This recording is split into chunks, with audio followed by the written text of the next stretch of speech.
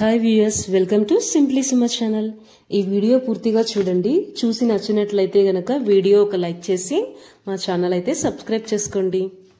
First day తిరుపతిలో ఏమేం చూసాము, తిరుమల ఎలా రీచ్ అయ్యాం, తిరుపతి నుంచి తిరుపతిలో ఎక్కడ స్టే చేసాము, అదంతా కూడా నేను ప్రీవియస్ వీడియోలో ఎక్స్ప్లెయిన్ చేశాను, ఒకసారి చూడండి. సెకండ్ డే వచ్చేసరికి మేము Tirupati non local temple tour వెళ్ళామండి. ఇక్కడ ప్రతి టెంపుల్కి కూడా మంచి విశిష్టత అయితే ఉంది, స్థల పురాణం ఉందని చెప్పాలి. ఈ టెంపుల్ టూర్కి వెళ్ళాలంటే గనక మీరు విష్ణు నివాసంలో రిసెప్షన్లో ఎంక్వైరీ చేసుకోవచ్చు. అక్కడ 550 రూపీస్ పర్ పర్సన్ తీసుకుంటారు. కిడ్స్కి కూడా తీసుకోవాలి టికెట్. 5+ ఇయర్స్ ఉంటే వాళ్ళకి సీట్ అప్పుడే ఇస్తారండి వాళ్ళు.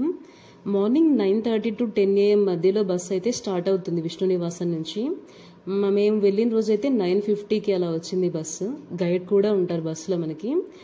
ప్రతి టెంపుల్ రీచ్ అయ్యే ముందు గైడ్ ఆ టెంపుల్ యొక్క సిగ్నిఫికెన్స్ గురించి అయితే ఎక్స్ప్లెయిన్ చేస్తారు.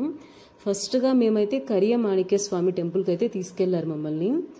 ఈ టెంపుల్ వచ్చేసరికి నగరిలో ఉందండి. చాలా మందికి గజేంద్ర మోక్షం కథ తెలిసే ఉంటుంది.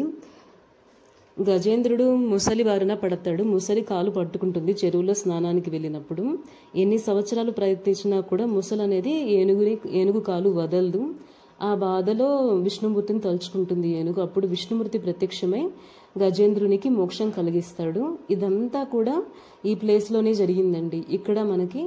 ఇక్కడ కరియ మాణిక్య స్వామి శ్రీదేవి భూదేవి సమేతంగా కొలువై ఉన్నాడు విగ్రహ రూపంలో. మనం దర్శించుకోవచ్చండి. ఈ టెంపుల్ అయితే చాలా బాగుంది.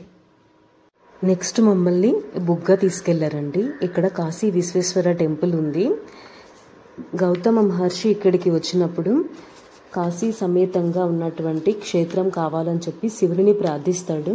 అప్పుడు శివుని ప్రత్యక్షమయ్యి అనుమతి అయితే ఇస్తాడు. ఇక్కడ ఆయన అనుమతితో కాశీ విశ్వేశ్వరుని, అన్నపూర్ణాదేవి, ఇంకా చాలా విగ్రహాలను అయితే ప్రతిష్ఠించారండి. అందుకే ఈ టెంపుల్ని వచ్చేసరికి గౌతమ క్షేత్రం అని, దక్షిణ కాశీ అని, బుగ్గ కాశీ అని పిలుస్తారు. ఇక్కడ ఉన్నటువంటి కాలభైరవుని దర్శించుకుంటే సంతాన ప్రాప్తి కలుగుతుందని భక్తుల నమ్మకం. నెక్స్ట్ మమ్మల్ని వేదనారాయణ స్వామి టెంపుల్కి తీసుకెళ్లారు. ఈ టెంపుల్ వచ్చేసరికి నగరం పాలెంలో ఉందండి. ఇక్కడ విష్ణుమూర్తి మీద మార్చి 20th, 21st, 22nd ఆ 3 డేస్లో సన్ రైజ్ అయితే పడతాయి స్వామివారి మీద. ఆ 3 డేస్ కూడా అక్కడ బాగా ఉత్సవాలు అయితే జరుగుతాయి. ఇప్పుడైతే టెంపుల్ రెనోవేషన్లో ఉంది. ఫిబ్రవరిలో అయితే టెంపుల్ ఓపెన్ చేస్తారంట పూర్తిగా. ఇప్పుడు ఓన్లీ సగభాగం మాత్రమే చూడగలిగాం మేమైతే. నెక్స్ట్ మమ్మల్ని పల్లికొండేశ్వర స్వామి టెంపుల్కి తీసుకెళ్లారు. ఈ టెంపుల్ సురుటపల్లిలో ఉంది. సముద్ర మదనం తర్వాత శివుడు ఫస్ట్గా వచ్చిన హాలాహాలాన్ని మింగుతాడు కదండి. అప్పుడు శివుడు బాగా అలసిపోయి పార్వతీదేవి ఒడిలో సేద తీరుతాడు. ఇదంతా కూడా ఈ ప్లేస్లో జరిగిందండి. మామూలుగా ప్రపంచంలో ఎక్కడైనా కూడా శివుడు లింగాకారంలో ఉంటాడు, కానీ ఇక్కడ మానవ రూపంలో ఉంటాడండి. అమ్మవారి ఒడిలో పడుకున్నట్టుగా ఇక్కడ మనకి విగ్రహ రూపంలో అయితే దర్శనమిస్తున్నారు. ఈ టెంపుల్ అయితే నాకు మొత్తం టూర్లో కూడా చాలా బాగా నచ్చింది. అలాగే దక్షిణామూర్తి కూడా ఎక్కడైనా కూడా ఒక్కడే ఉంటాడు. అలా కాకుండా ఇక్కడ అమ్మవారితో సహా కూడా మనకి ఇక్కడ దర్శనం అయితే ఇస్తున్నారండి. చాలా బాగుంది ఈ టెంపుల్ అయితే.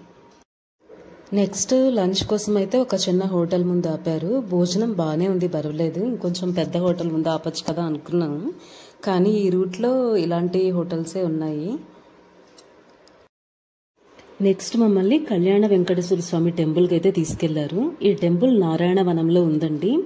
ఇక్కడే వెంకటేశ్వర స్వామికి పెళ్ళైతే జరిగింది. ఇక్కడ వచ్చేసరికి వెంకటేశ్వర స్వామి చేతికి కంకణం ఉంటుంది. పెళ్ళప్పుడు పెళ్లికుడు ఇక్కడ కడతారు కదా, అలాగా పెళ్లి కంకణం అయితే ఉంటుంది. నడుముకి దశావతారాల వడ్డాణం కూడా ఉంటుందండి. ఈ టెంపుల్ కూడా చాలా బాగుంది. నెక్స్ట్ మమ్మల్ని సంతాన వేణుగోపాల స్వామి టెంపుల్కి అయితే తీసుకెళ్లారు. ఇది కరివేటి నగరం అనే ప్లేస్లో ఉంది. ఈ టెంపుల్ని పద్మావతి అమ్మవారి తండ్రి అయినటువంటి ఆకాశరాజు పరంపరకు సంబంధించిన వాళ్ళైతే కట్టించారు. ఈ టెంపుల్ కూడా చాలా బాగుంది. నెక్స్ట్ మమ్మల్ని ప్రసన్న వెంకటేశ్వర స్వామి టెంపుల్కి తీసుకెళ్లారు. ఇది అప్పలాయగుంట అనే ప్లేస్లో ఉందండి. ఇక్కడ స్వామివారు అభయహస్తంతో ఉంటారు. అభయహస్తం అంటే చేయి పైకి ఉంటుంది, అంటే కోరిన కోరికలన్నీ కూడా నెరవేరుస్తారని చెప్పి అర్థము. ఇంతటితో 7 ప్లేసెస్ అయితే కవర్ చేసేసారు. ఇక్కడ నుంచి బస్ అయితే ఇంకా రిటర్న్ స్టార్ట్ అయిపోయింది. ఇది అలివేలు మంగాపురం రూట్ మీదుగా అయితే వెళ్తుంది. ఎవరైనా గనక అలివేలు మంగాపురంలో ఆగిపోవాలనుకుంటే కనుక దిగమని చెప్పేశారు. ఇక్కడ నుంచి శ్రీనివాసం కాంప్లెక్స్ కి తర్వాత విష్ణు నివాసంకి అయితే బస్ రీచ్ అయింది. మేము విష్ణు నివాసంకి వెళ్ళేసరికి 6 o'clock అయితే అయిందండి. మేము ఇంకా ఏమేం ప్లేసెస్ కవర్ చేసామో తిరుపతిలో అనేదని నేను నెక్స్ట్ వీడియోలో అయితే చూపిస్తాను, ఎక్స్ప్లెయిన్ చేస్తాను. మీకు ఈ వీడియో నచ్చినట్లయితే please subscribe to simply Suma channel for more updates.